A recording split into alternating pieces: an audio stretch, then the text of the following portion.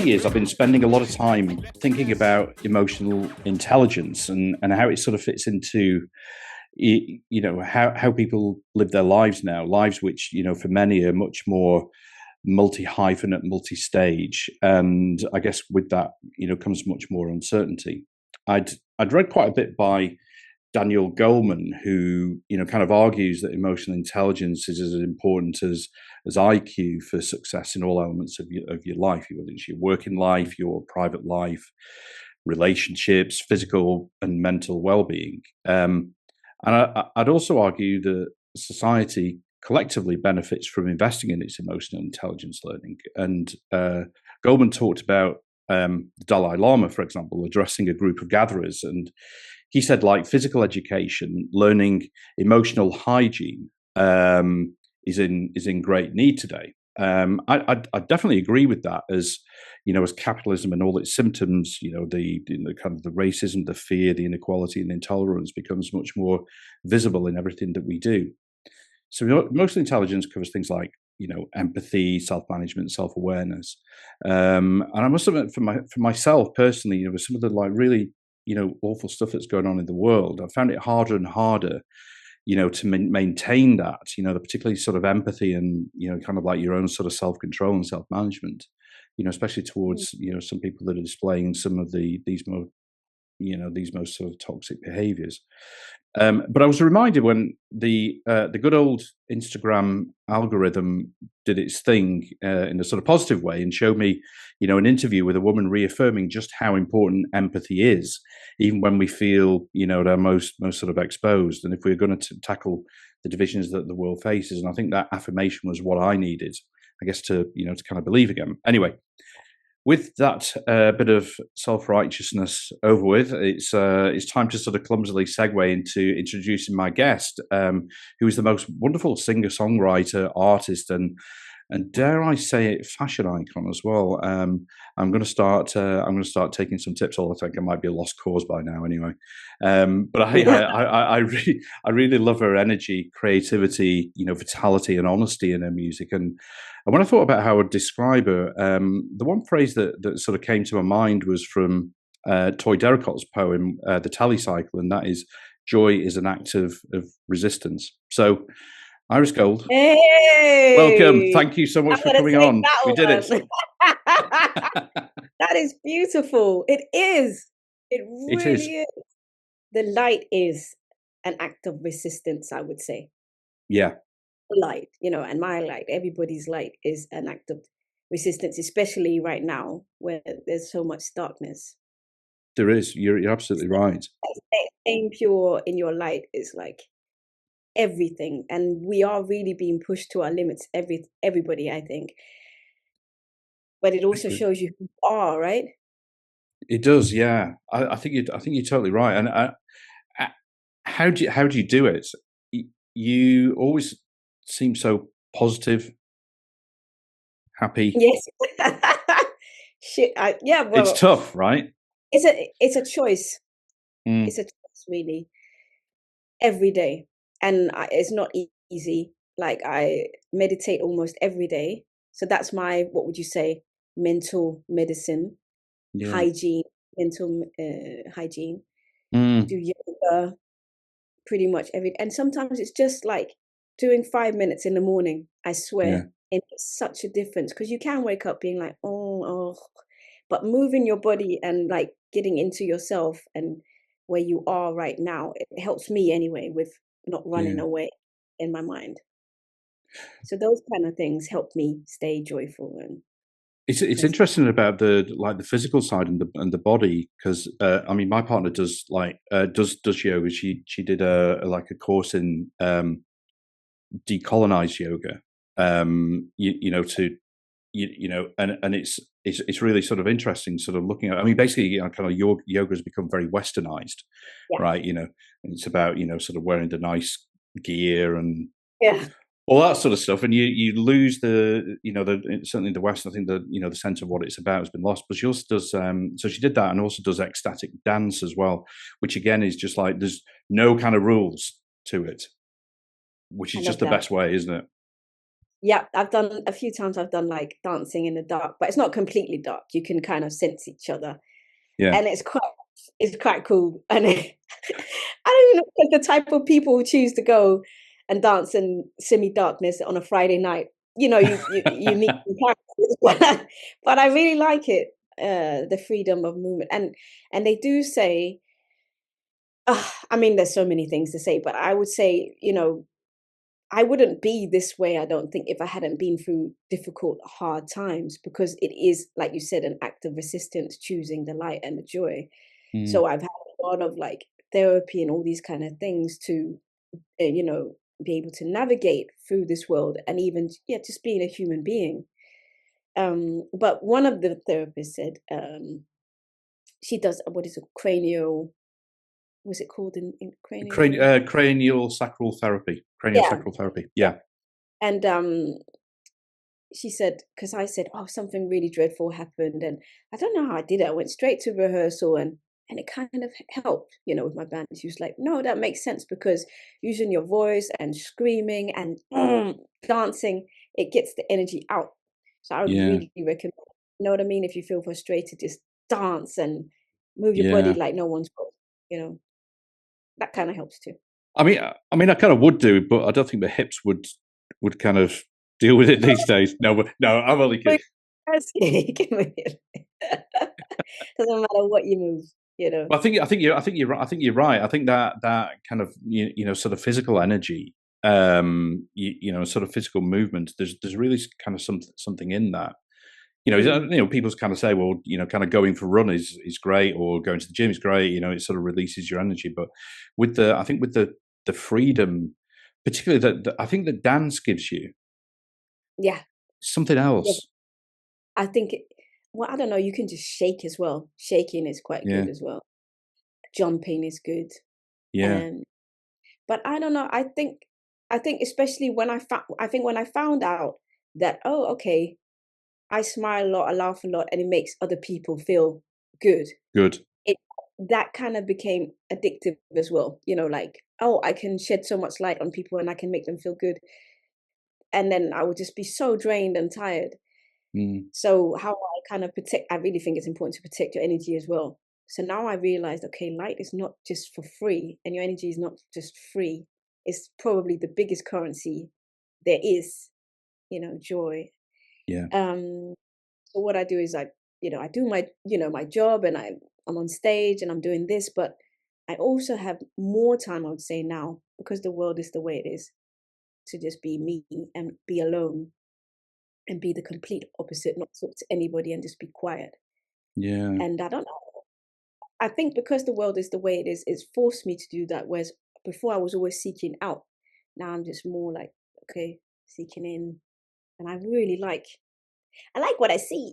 Like I I was like go- inside me. You know what I I mean? was I was going to say, because I was going to say, how does that feel? Because that's a kind of um I don't know if brave is the right word, but it's like it's a bold move to do, to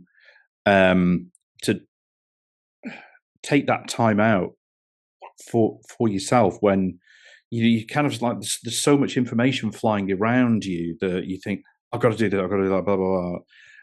So I think, taking that time out, I think is quite a big bold move. Yes. But it's necessary right now, I think. Yeah, I think more people could just, I mean, it's a privilege though, isn't it? Like we live in a world yeah, where there is to do that and reflect, and I have a job where I can take a day off for me, not everybody can do that. So, mm, um, but I guess you just got everything is relative, isn't it? Like, and you also have to live from where you are.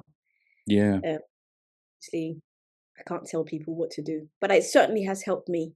Yeah, for sure. And I think with that, it has got to help other people. I mean, Thank you. kind of smiling is like just such a. I mean, we'll kind of talk a bit about your latest thing. See how I did that segue again? Brilliant, brilliant, genius. I'm a Smooth. genius. Yes, Smooth. yes. Oh fuck it. Let's just talk about your single then. All right, then. No, I think no. I think no. What I was going to say is that kind of just that sort of act of smiling is so. It's has such a positive impact. I mean, I try to do it more now. It's like when I'm walking around, sort of say hello to people and a little sort of smile, and just a kind of simple thing that Yeah, I think we kind of lost sight of it. And it, so hopefully it makes the other person sort of feel okay. When they kind of smile back and just say hello. It's small things, yeah. but it's like sometimes those small things, when everybody starts doing them, you kind of just build up a bit of a snowball, and it. Ripples in the water, as we say. I think so. Geez, And yeah, I really do believe that well, we said currency, right? I do think smiling is a really top 10 currency as well. it is. Um in my world. And I don't know, I went to Jamaica. I'm half Jamaican, half Indian. Mm, And the yeah, first time I went to Jamaica and recently, and I just noticed how much people compared to where I live in Denmark, um, there was more smiles, you know, and people were more, look, not just me, but they looked at each other in the eye and smiled and said hello more often than I yeah, see here. Everybody's on the phone or yeah, definitely not eye contact. And then when I yeah, came back, it was a really culture shock. I was like, because I was smiling at people still, and they were like, "She's fucking weird." You know what I mean? You're in the supermarket, they're like, "Hello," and they're like, it's almost like, "What's wrong with her?" You know? It's so totally. sad, so sad that because children are not like that. Children are just like, "Hello, wow, you've got a cool jacket, aren't they?" They're so Yeah. immediate. And I have a son, and I Well, really try and learn from him. In Danish we say umiddelbarhed, which is like uh, really being in the present, just being spontaneously, saying what's on your mind, kind of thing. I mean, kind of children are such a uh, like an important thing that we like as adults should learn from and try and remember what it's like being a child. Before you kind of like a child gets into society and starts going to school or whatever. When that kind of real innocence, when there's just like full of curiosity, Yeah, full of interest in things, and like okay, no filters and things like that. But appreciation it's and pure, isn't it? gratitude as well. Yeah, yeah, And I think yeah. we that kind of. I mean, I don't know. I don't know what it's like in Denmark, but certainly in the UK, it was kind of gets kicked out of you. As soon as you kind of get into school, it's like, okay, what we're gonna teach you about, to be able to allow you to kind of go into the system and all that kind of stuff. And you soon start to fill yourself with worries and forget about all the like the fun stuff and the exciting stuff you could do as kids. I know. It's so, yeah, it's kind of sad. Um, but I don't know. Like if I taste something really delicious, I Mm. will still, if I'm in a restaurant or wherever, be like, or even if I'm home, like, wow, this is amazing. So, Yeah, I yeah, mean, it hasn't completely kicked out of me. yeah, I'm still like really excited if I taste something really good. yeah. And my friends are like, whoa, it's like you never tasted chicken or peppermint tea. I was like, no, but this one is. I think it's just, yeah, I think taste brings me definitely, more into the now.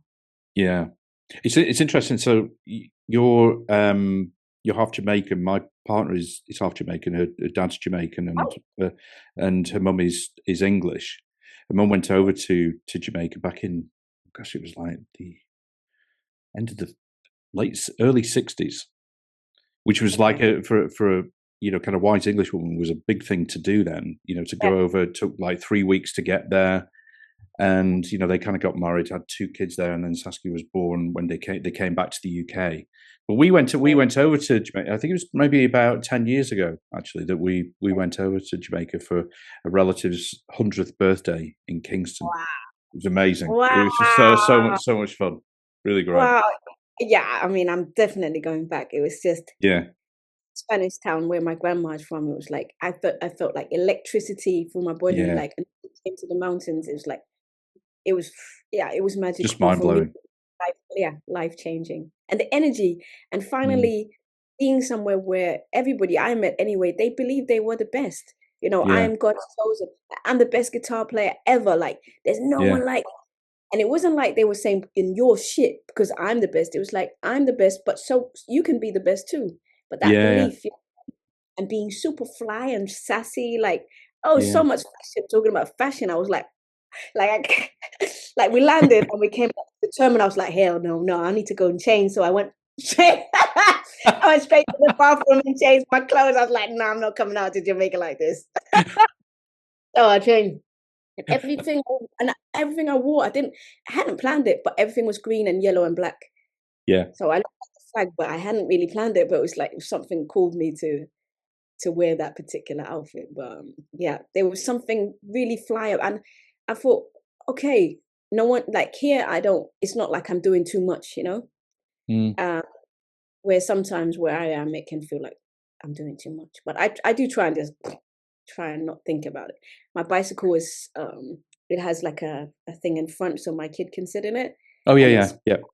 bright pink and it has big yellow sunflowers. So Oh, amazing. okay, I blend in, but it makes Sunflower.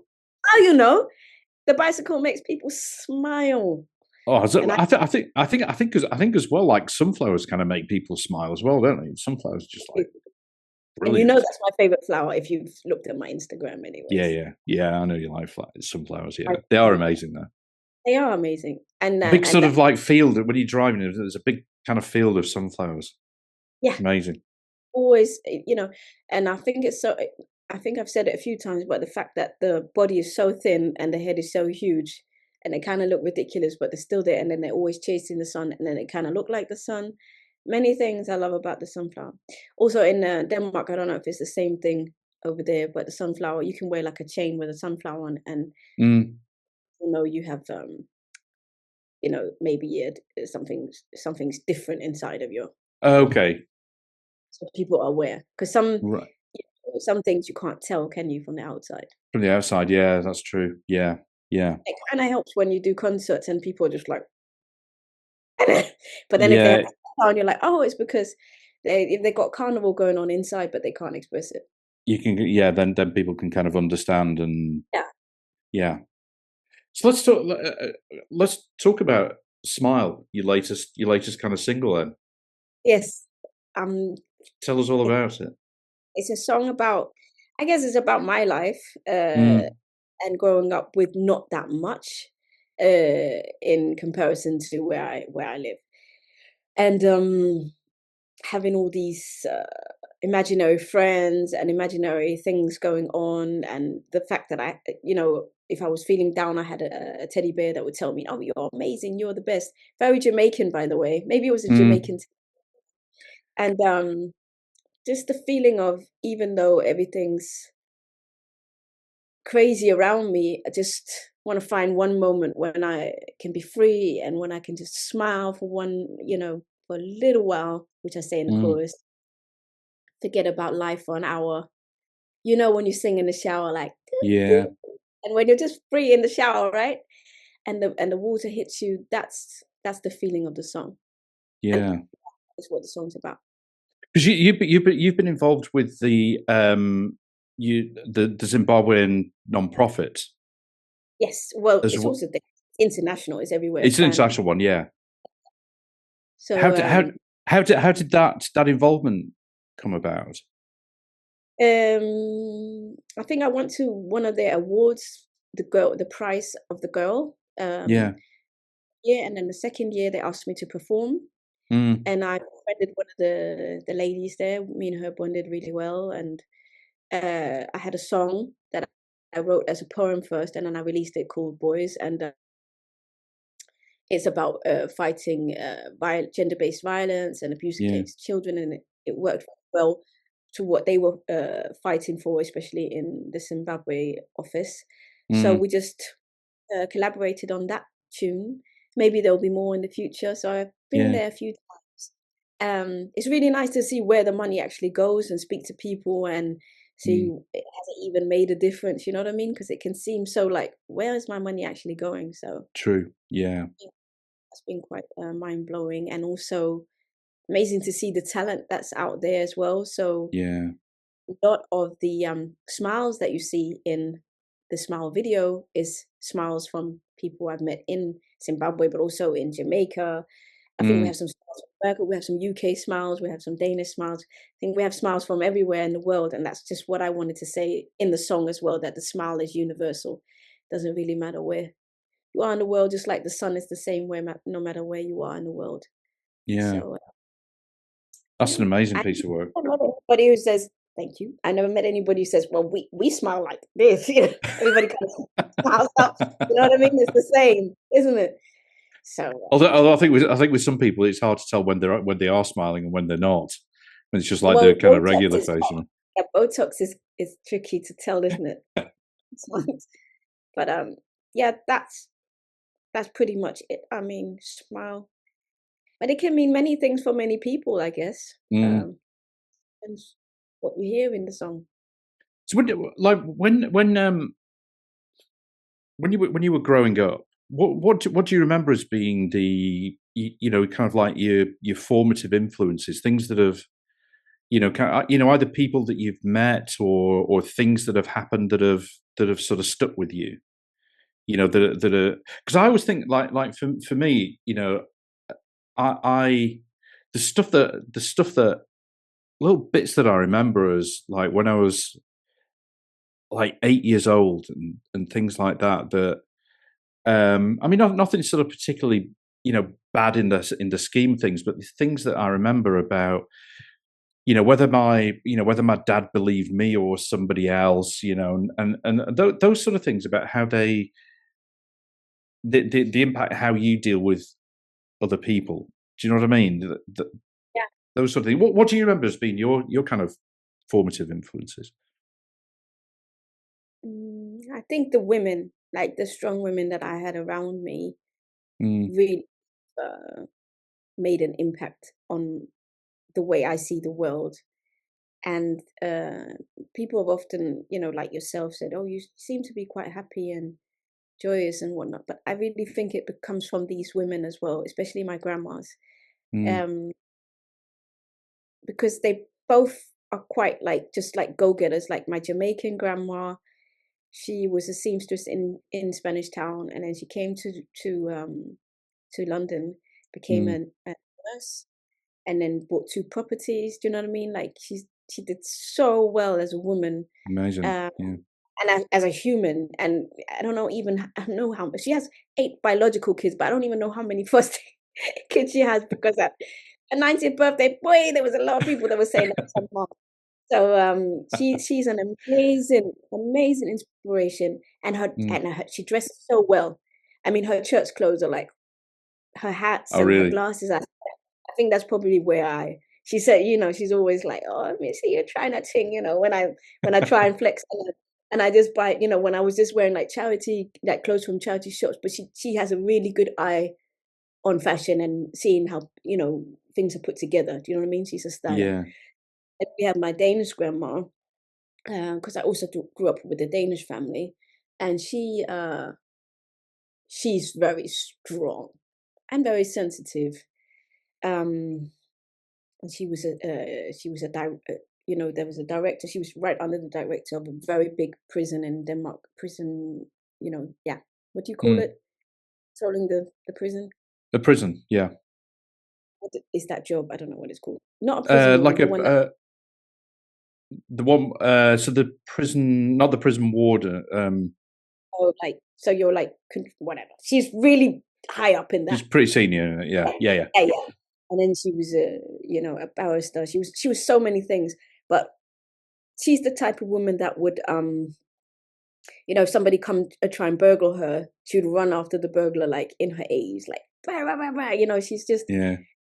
fire. And also very much like, if I've ever been down, which I have, like everybody else, she's like, let's go, it's go time. Like, no time to just sit and wallow in whatever it is. You just got to keep moving. So that drive and energy, she's definitely installed that in me. And yeah, I think those grandmas have. Did I answer the question You correctly? I did. don't know. No, you did. Yeah, no, absolutely. I think those, having those sort of people in your life is just it's just kind of like so important. The elders just have so much wisdom, and it's easy And to, the children and and the elders. the children as well. Yeah, but when that kind of wisdom, that knowledge, and just the kind of inner self is passed out to you. Yeah. It's kind of, it's really important because Cool. I think as well, I mean, there's still like a, generally like in the West, there's still a lot of ageism, and kind of disrespect for kind of elders, intolerance, but they have so much experience and Yes, wisdom to tell you about, I fuck. know. I mean, I just,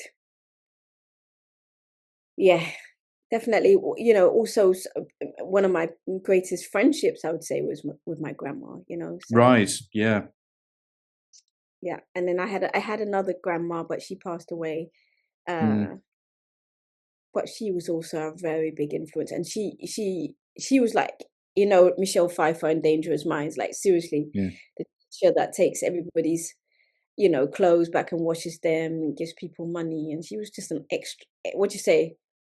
I think an extra human. She had Yeah. like 5 hearts. I don't know. She was amazing as well. So I have really been blessed with these people, Mm. angels, I would say. Yeah. And like, as again, as you're kind of getting older and you're making friends, what sort of people did you gravitate towards? I have the same. I have the same 4 friends that I've had since nursery that are like, Wow. well, I guess they're like my sisters now. You would say, Wow, that's so they've incredible. been, yeah, they have been amazing life witnesses. We've had a few Yeah. years sometimes where we've, not seen each other when I lived in London and whatnot, and some people were going through this and that. But now we've kind of, we all have kids. So the other day we were in the summer house and we all had our youngest kids, and it was beautiful. I mean, it's Oh, so beautiful. The same people, but we're so different, all 4 of us. You know. So, what but do you? yeah, I was but I sorry guess to we have interrupt. a No, common. carry on. I think we have something in common. I was going Sometimes to say, what do you share? That's I it's don't. funny, isn't it? It's really weird. Like, I what do we know. share? We laugh a lot. Yeah, Like, we laugh a lot. We make each other laugh. Like, really, like belly laughs, and cry, like crying laughs. Um, Winnie the Pooh, I'd say. We've always been like characters from Winnie the Pooh. Um, and and have loyalty. they taken different? I would say loyalty. Loyalty. I think we're Okay. fucking loyal, all of Yeah, us, and just really open-minded. You said about open-minded before. Very yeah. open-minded, and that we are different. Mm, And I think I've been so lucky to have these friendships because it's made me think, oh, really isn't how a person looks or what they have or whatever. It's really what is inside their heart and their spirit and their energy and their loyalty. Because there's so many fickle friends. There's so many totally. choices. People are just like, they're always searching for the next thing, whereas Yeah. anchors in my life. So now, if I do have newer friends, but um, I don't know, it will never be the same, I guess, as the people you grew up Mm. with. Yeah, it's an interesting. I mean, I still I've like my mum and dad. I think like they had. I mean, they lived a very different life to me, and but they had the same friends for like throughout their life, and I haven't really had that. Right, Yeah, apart from people that I went to college with, yeah, like when I went to uni and was studying, there was maybe probably like 4 or 5, that sort of number that I'm still in touch with. And we occasionally sort of meet up. It gets harder and harder, but we occasionally sort of meet up. And honestly, like the first time that we did after not seeing each other for a while, and actually this happened with a school friend of mine who I hadn't seen for, fuck, it was like 30 years, right? yeah, And saw him again a few years ago for the first time, and it was like we'd never. spent any time Yeah. apart. It was incredible. I was just Yeah. like, I was blown away. I was just, I didn't really, I didn't expect anything different, to be honest with you. I knew that he was the sort of person that we would just kind of like slot straight back into it. Yeah. But it was Thank amazing. you. Yeah. No, I love that. But I think I really I like friendships that are honest and Yeah. just like I guess a little bit like my grandma, people Mm. who they may have been through some things, but they pick themselves up and they try, you know. I think Um, the ones that kind of stick with you, the ones that almost like share your, kind of share your values, the like kind of like your core yeah, not beliefs necessarily, but kind of core values of loyalty and things like yeah, that. yeah. I think so because I've also had friends where it's always about going out, getting drunk and whatnot, or just like going, in a period of my life where it was, going out, raving and stuff like that. Yeah, But yeah, they're not really my close friends, and yeah, my close friends don't really drink or do anything. yeah, None of us have ever tried drugs, so we have that in common. Oh no, one has. yeah, Funny enough, it's never been.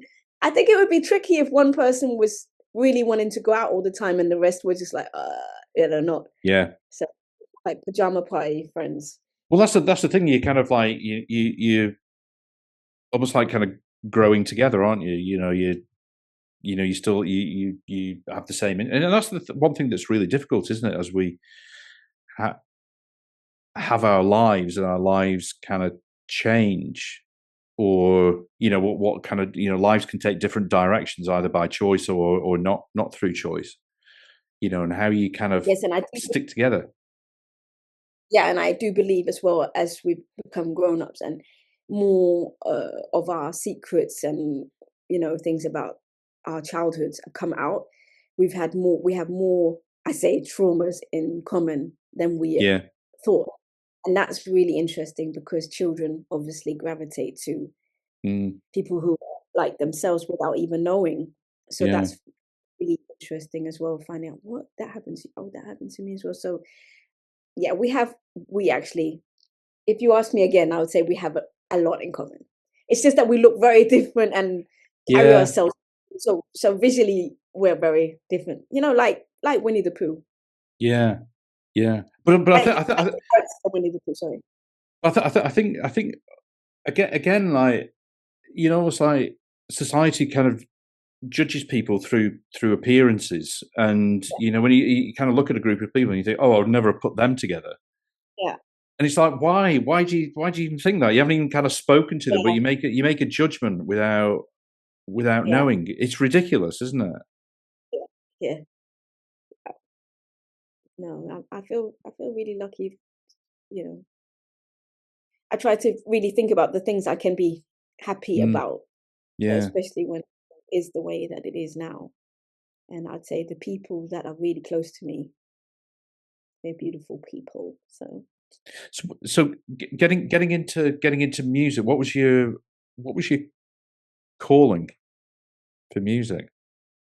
yeah, well, I think it was a blend of that whole entertainment, smiling, joyousness that I've obviously always had. The entertainment, hello, Yeah, And then growing up where I grew up, for some of my life, there wasn't many kids around me. It would be like hippie collectives, mm, um, and I guess it was a way to get attention as well. To be like, look, I've done this performance piece, and I've got this poem, and I've got this thing, and I could see, okay, it was definitely a gift that I had.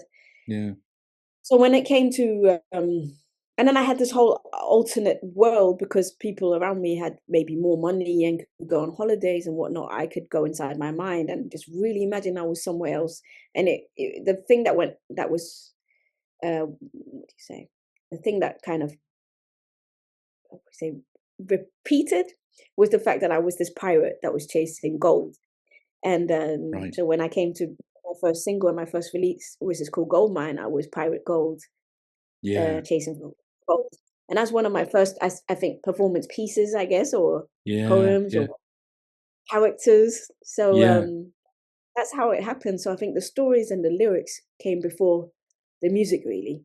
And Mm. I knew that I had been into songs that were from the 70s. I don't know if my dad had a lot of records like The Doors and Jefferson Airplane and stuff, but I just remember liking certain songs and moods.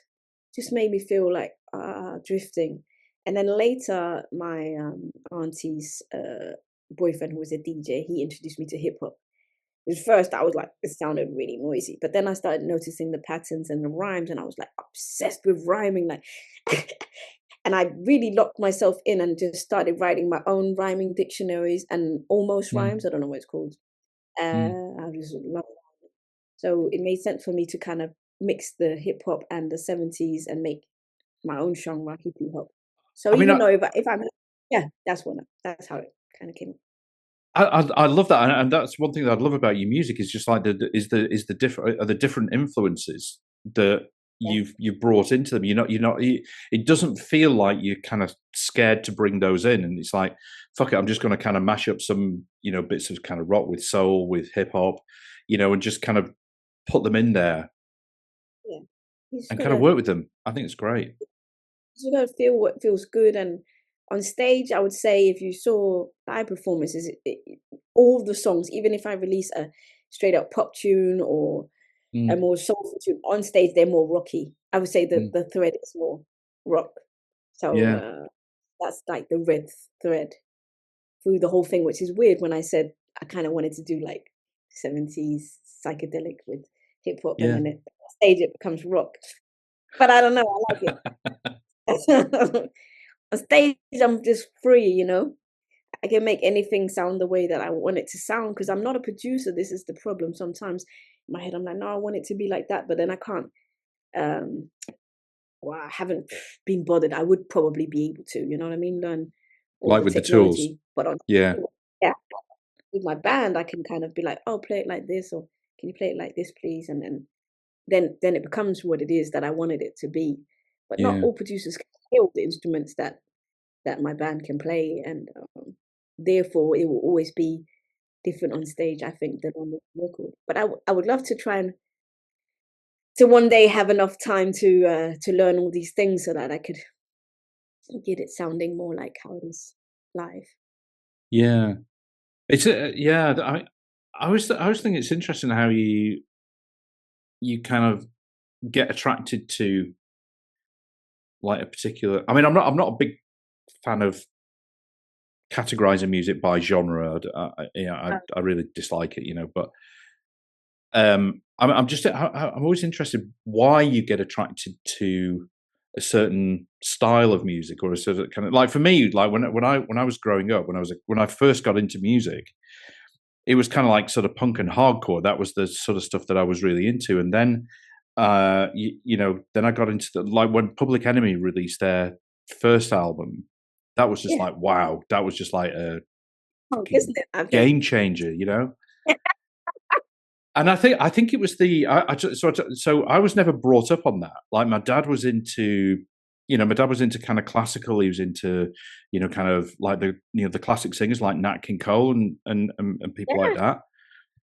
But I think there was a bit of rebelliousness in me that went towards yeah, that was very different because I was also I played the cello when I was a kid. I was classically trained, and I think there was a bit of rebelliousness because those two sounds were just so like different. And but I'm just always interested, like why wasn't why I was attracted to that kind of style of music, and I don't know, I don't know, it just interests me why we get drawn to certain sounds. memories, I think, and what is affiliated with the music. Uh, I think my dad, my Danish dad, he must have had some good memories surrounding the music that he would play on the records. But Mm. he liked Frank Sinatra a lot as well, and I love Frank Sinatra. So Yeah, yeah, I'm more like your dad, and I love the show. I love people who put on a show and can mm, transform you into another world and who care about entertainment, you know? So yeah, I love Robbie Williams, you know what I mean? Like really do. I just love, and that he, that he's a spaceman and he can fly and say, I really like it. I like shows, you know. Like one day maybe I'll get my show in Vegas, but we'll have to see. I'm sure you put on an amazing show. I bet you got some really kind of creative ideas for it, right? I have a lot of ideas, but What it would be. I don't have that much money, so I try and makeshift the ideas. But maybe it's okay. Some people have said maybe it's okay that you're where you are because otherwise it would just be like a explosion of ideas, and maybe not so much about the music. So yeah. So talking about like with the kind of like the people that you work with, like in the band and with any kind of producers, basically like kind of any other Yeah. collaborators that you have. I mean, finding Dave, obviously Dave work with Stewart, Dave obviously, Stewart. Yeah, yeah. Kind of finding pretty the cool. right people, that you connect with. I always kind of think it makes me think about, because I'm interested in kind of like people and how people connect with each other and kind of get on with each other. You think, and all our different personalities, where you have a band and you might be kind of very extroverted, or you might be very introverted. You have a band member who's the opposite. And how you all work together is just like wow. Yeah, it's crazy.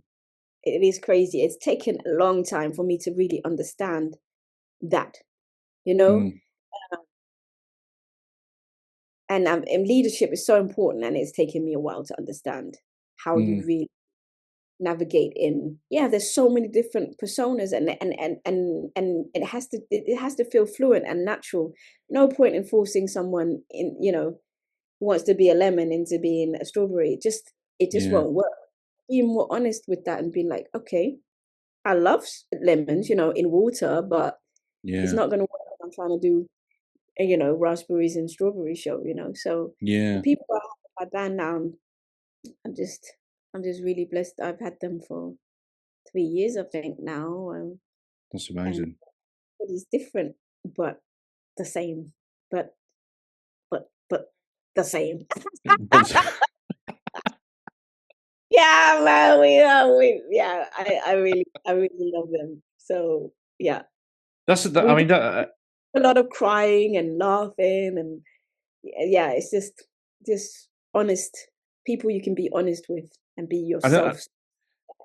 and surely with kind of creativity, whether it's like with, I don't know, like kind of actually sort of writing the songs, or how you then kind of bring them to life. You might have your idea of it, of Yeah, what it would be like. Somebody may interpret it slightly differently, and then I always think like one thing that um, I've got a lot better at, which I struggled with it like a few years ago, and I think it was because of what I was feeling. I mean, this is like just before COVID, so I was feeling very kind of disconnected. I was feeling quite aimless with my life. I didn't know what I was doing or where I was going. So I felt very insecure, and so when I would do things, I would have like an idea of like, okay, this is going to be good, and then somebody else would take a look at it and be like, now what about this? So and I really tried hard not to take that as criticism. yeah, Do you know what I mean? But it was hard. I'm much better at it now because I'm much more secure in my in my own self, I think. yeah. But sometimes, when you have something, it's your little baby, and then somebody says, "Well, I what about know, this?" It's like, no, and I that's don't want that. and that's what I mean about leadership as well. It's the way you say things, isn't it? It is, yeah, If you play it like this, you don't say, "I don't like that. That sounds shit." Like, obviously, that's gonna hurt someone's feelings. Like, don't do that. yeah, yeah, Um, and I'd say someone like Dave has really taught me a lot about leadership. The first time I did a show with him for the Royal Festival Hall, I think it was, and it mm, wasn't like a normal rehearsal. You have like a big production room and screens and fucking cameras, and yeah, Emily Sandé there now it was a lot of pressure. Do you know what I mean? But he just makes people laugh. I remember one day he came in, he said, everybody looked confused and happy, and that's exactly how we were all like. You know what I mean? And then everybody just cracked up, and then it was cool. And he had a long light stick kind of thing, like from Star Wars, and he was just running around, and everybody was confused. But it kind of just like, then we weren't as nervous. I think everybody was really nervous. Yeah. So making I think people laugh, yeah, that kind of.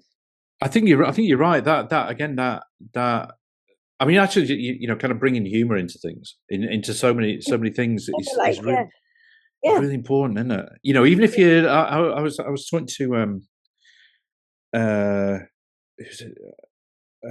He was on my podcast a while ago. A guy called Justin Pearson who lives in San Diego, and he's done so many amazing things. He's really like, but he in his lyrics and in the way he does things, he uses humor a lot.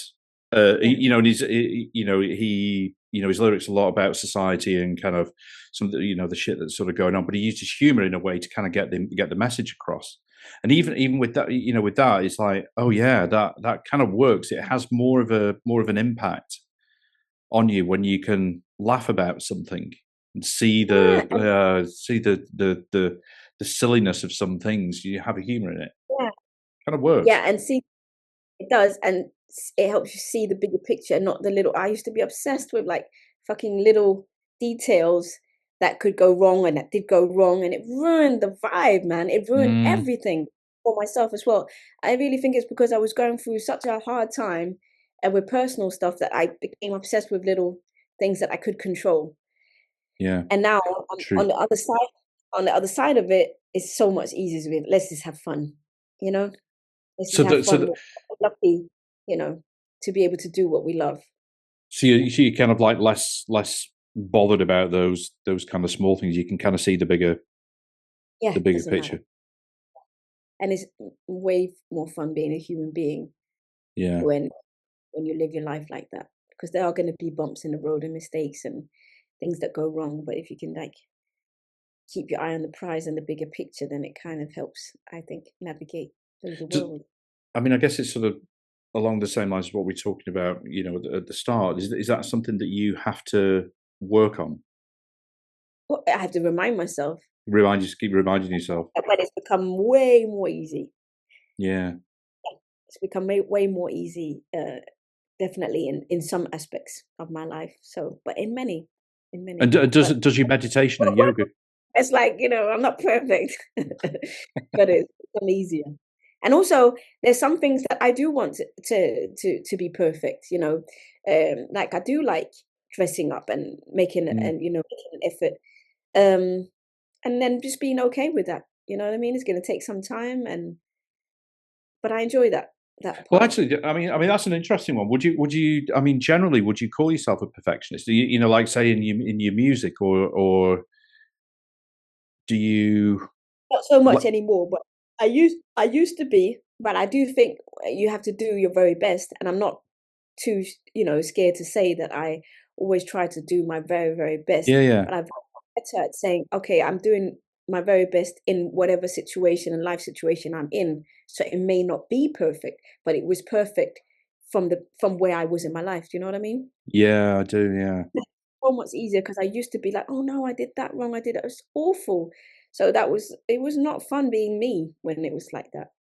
So it's become way more fun, like not over analyzing everything and just being like, it's okay. But I've also had some people in my life that were like very much like noticing the flaws in me. So that kind of took a while to what do you say, exorcise out. Yeah, And yeah, it's easier to just like shut those voices down. They're not yeah. real. They're just ideas that are telling me these things, but they're not real, thoughts, or they're not really real. They're just thoughts. That's what I I want kind to of, say. I sort of that totally makes sense. I mean, I spent so many years like, and I had this from quite a young age as well of worrying what other people thought. Yeah. That was like almost like the bane of my life. I mean, now I don't give a fuck. No, well, that's not true. That's not true. I do in some things, but I don't. It's not a worry. It's like, Not crippling. yeah, it's not crippling. But I would have this thing of analyzing things as well, like you were saying, Yeah. and like okay, I need to work this out, because if I do that, then what are they going to think of that? And it's just like, so, it used to Boring, isn't drive it? me. It's boring. It's very boring, and yes, but I also think it gives you some drive. I don't think I would Mm, be where I was in my life either if I hadn't had that worry and mm, anxiousness about things going wrong, because it did give me some drive and wanting to always put my best foot forward. But now, I mean, it's helped becoming a mum as well, because it's like it's not. I can put the best outfit on, and then my kid comes with like chocolate fingers all over the thing. It's like gonna be what it is, you know what I mean? It's gonna be what it is. But yeah, so it's given me some looseness. So I would say there's like a pre-mum and an after mum, where yeah. he's so much about perfectly imperfection, you know what I mean? Well, So there's your other big formative influence on you, isn't it? You know, your son, and yeah, that kind of, yeah, accepting the imperfections, accepting the fact that yeah. it's just going to And then, be, yeah, and let yeah, it it's go. gonna be, yeah, just let it go. Do you know what I mean? And just have fun. I think the other day we did like a corporate show, and they're always like a little bit like, depends what time you go on, because sometimes people are so hammered, they just don't care. They just want to Yeah, smoke, they yeah, just want to see each other, and you know what I mean, like talk to their crush or whatever, office crush, and they're really hot. You know what I mean? And I used to think about like, oh, we weren't good enough or this and that. No, it's not about that. It's about the time that you go yeah, on stage.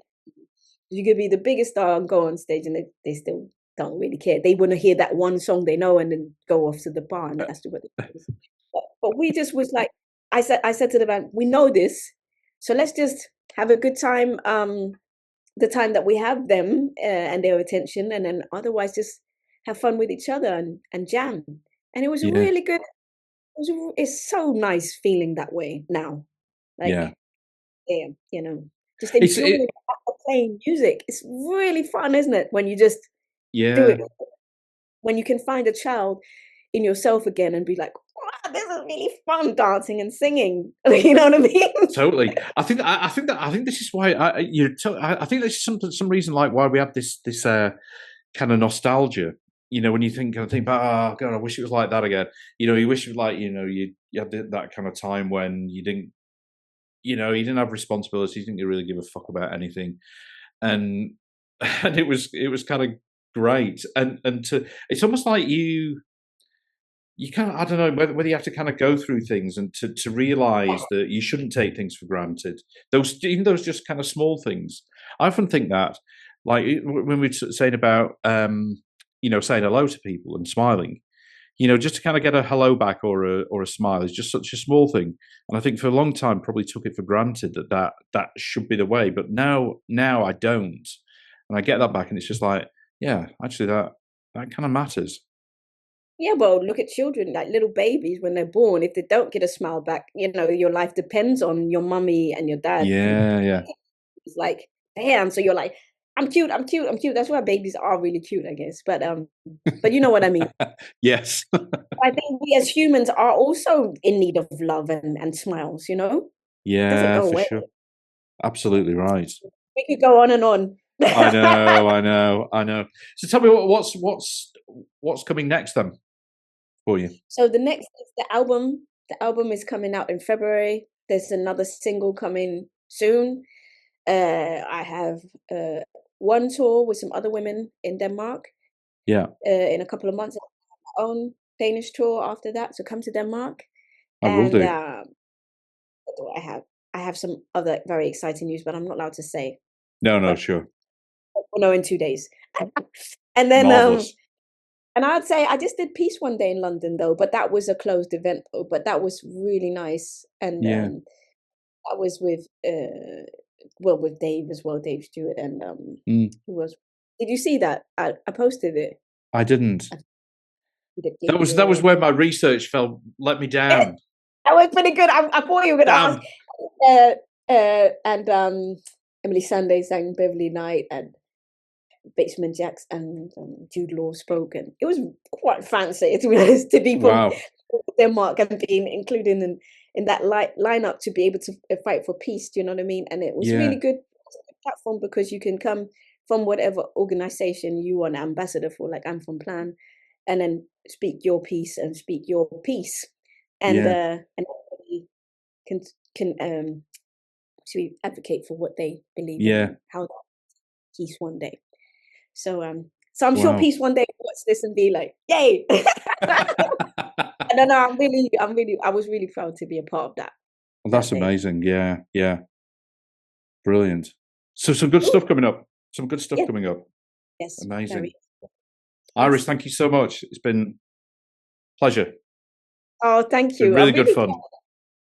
You too. I'm really glad we did it today. Where it's weird because I've had 2 cups of coffee, but I'm still quite demure. Like this is me on a demure day, just so you know, be more electrified. But I think it's good. Good level. But lovely to meet you as well.